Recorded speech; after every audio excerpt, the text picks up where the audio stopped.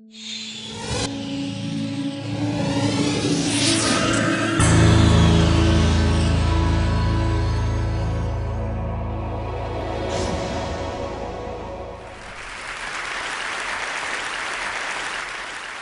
for any of us in this room today, let's start out by admitting we're lucky. We don't live in the world our mothers lived in, our grandmothers lived in, where career choices for women were so limited. And if you're in this room today, most of us grew up in a world where we have basic civil rights. And amazingly, we still live in a world where some women don't have them.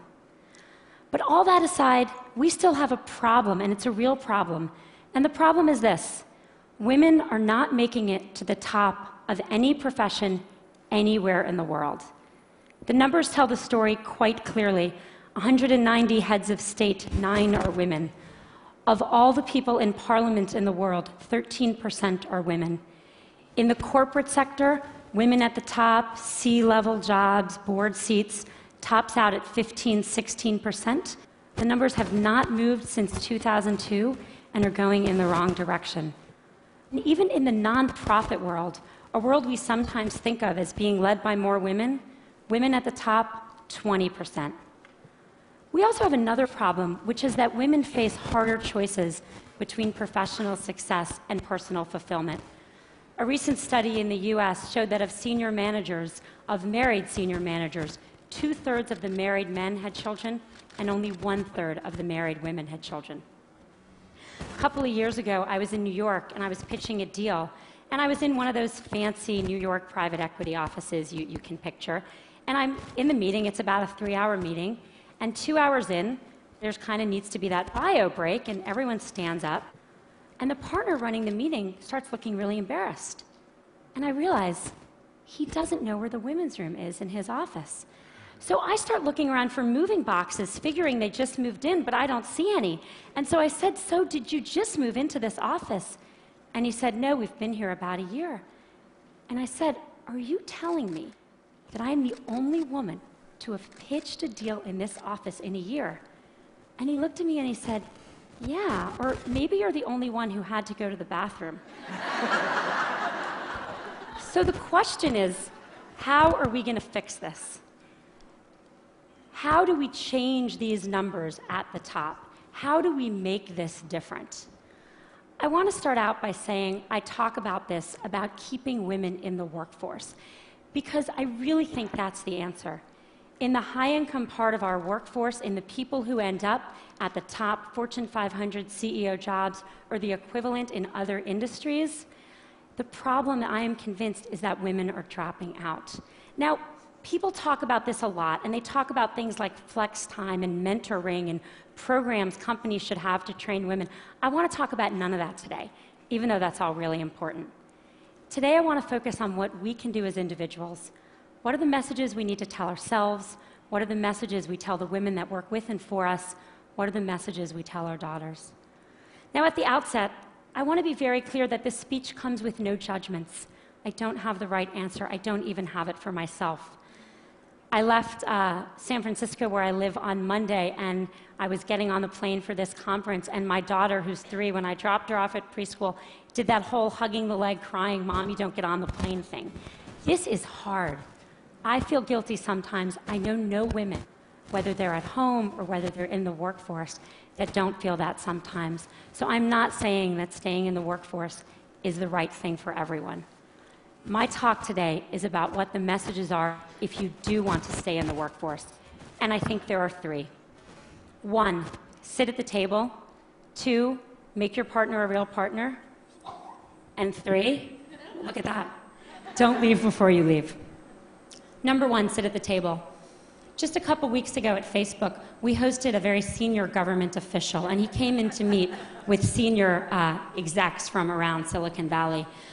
And everyone kind of sat at the table, and then he had these 2 women who were traveling with him who were pretty senior in his department, and I kind of said to them, "Sit at the table, come on, sit at the table."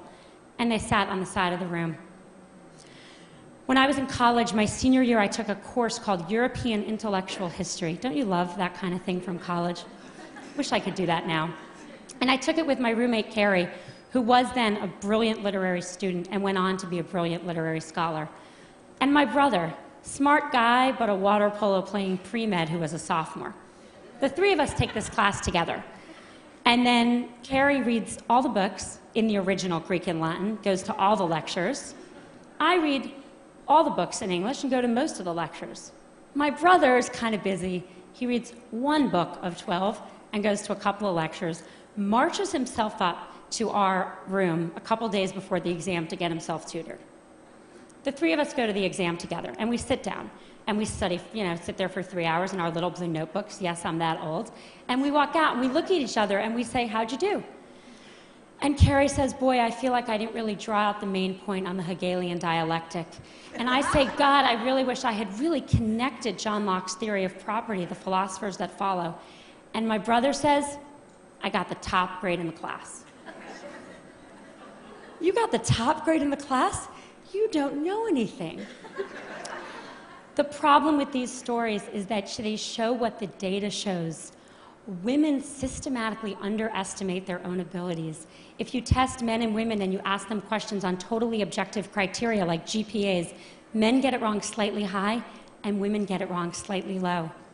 Women do not negotiate for themselves in the workforce. A study in the last 2 years of people entering the workforce out of college showed that 57% of boys entering, or men, I guess, are negotiating their first salary, and only 7% of women. And most importantly, men attribute their success to themselves and women attribute it to other external factors. If you ask men why they did a good job, they'll say, I'm awesome. If you ask, obviously, why are you even asking? If you ask women why they did a good job, what they'll say is someone helped them, they got lucky, they worked really hard. Why does this matter? Boy, it matters a lot, because no one gets to the corner office by sitting on the side, not at the table. And no one gets the promotion if they don't think they deserve their success or they don't even understand their own success. I wish the answer were easy. I wish I could just go tell all the young women I work for, all these fabulous women, believe in yourself, negotiate for yourself, own your own success. I wish I could tell that to my daughter. But it's not that simple, because what the data shows above all else is one thing, which is that success and likability are positively correlated for men and negatively correlated for women. And everyone's nodding, because we all know this to be true. There's a really good study that shows this really well. There's a famous Harvard Business School study on a woman named Heidi Roizen, and she's an operator in a company in Silicon Valley, and she uses her contacts to become a very successful venture capitalist. In 2002, not so long ago, a professor who was then at Columbia University took that case and made it Heidi Roizen. And he gave that case out, both of them, to 2 groups of students. He changed exactly one word, Heidi to Howard, but that one word made a really big difference. He then surveyed the students, and the good news was the students, both men and women, thought Heidi and Howard were equally competent, and that's good. The bad news was that everyone liked Howard. He's a great guy. You want to work for him. You want to spend the day fishing with him. But Heidi, not so sure. She's a little out for herself. She's a little political. You're not sure you'd want to work for her. This is the complication. We have to tell our daughter and our colleagues, we have to tell ourselves to believe we got the A, to reach for the promotion, to sit at the table. And we have to do it in a world where for them there are sacrifices they will make for that, even though for their brothers there will not. The saddest thing about all of this is that it's really hard to remember this, and I'm about to tell a story which is truly embarrassing for me, but I think important. I gave this talk at Facebook not so long ago to about 100 employees. And a couple hours later, there was a young woman who works there, sitting kind of outside my little desk, and she wanted to talk to me. And I said, okay, and she sat down and we talked, and she said, I learned something today. I learned that I need to keep my hand up. I said, what do you mean? She said, well, you're giving this talk, and then you said you're going to take 2 more questions, and I had my hand up with lots of other people, and then you took 2 more questions, and I put my hand down, and I noticed all the women put their hand down, and then you took more questions. Only from the men. And I thought to myself, wow, if it's me, who cares about this obviously, giving this talk, during this talk, I can't even notice that the men's hands are still raised and the women's hands are still raised. How good are we as managers of our companies and our organizations at seeing that the men are reaching for opportunities more than women? We've got to get women to sit at the table. Message number 2, make your partner a real partner. I've become convinced that we've made more progress in the workforce than we have in the home. The data shows this very clearly. If a woman and a man work full-time and have a child, the woman does twice the amount of housework the man does, and the woman does 3 times the amount of childcare the man does. So she's got 3 jobs or 2 jobs, and he's got 1. Who do you think drops out when someone needs to be home more?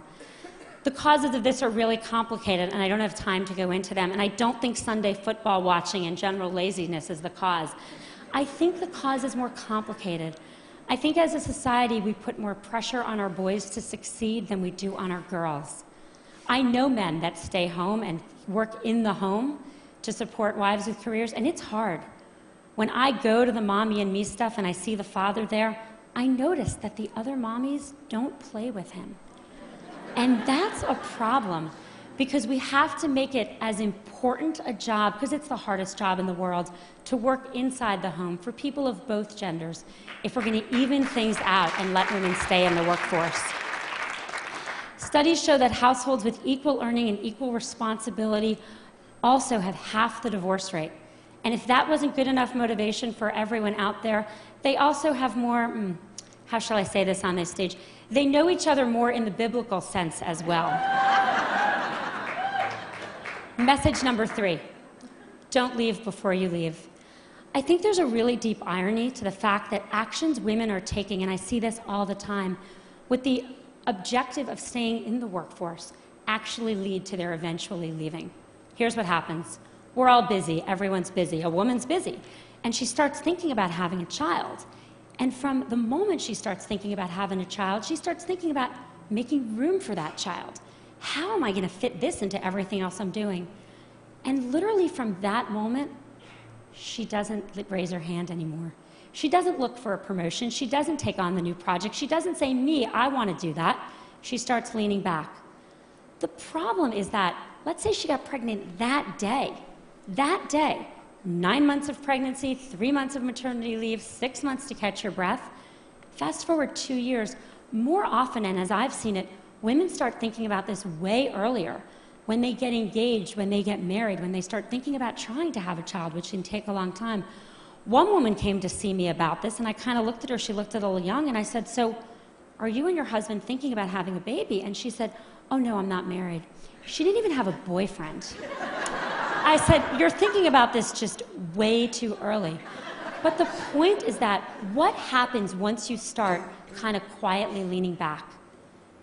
Everyone who's been through this, and I'm here to tell you, once you have a child at home, your job better be really good to go back, because it's hard to leave that kid at home. Your job needs to be challenging. It needs to be rewarding. You need to feel like you're making a difference.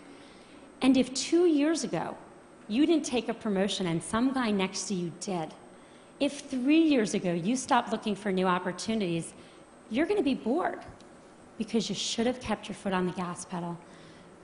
Don't leave before you leave. Stay in. Keep your foot on the gas pedal until the very day you need to leave to take a break for a child, and then make your decisions. Don't make decisions too far in advance, particularly ones you're not even conscious you're making. My generation, really sadly, is not going to change the numbers at the top. They're just not moving. We are not going to get to, we're 50% of the population. In my generation, there will not be 50% of people at the top of any industry. But I'm hopeful that future generations can.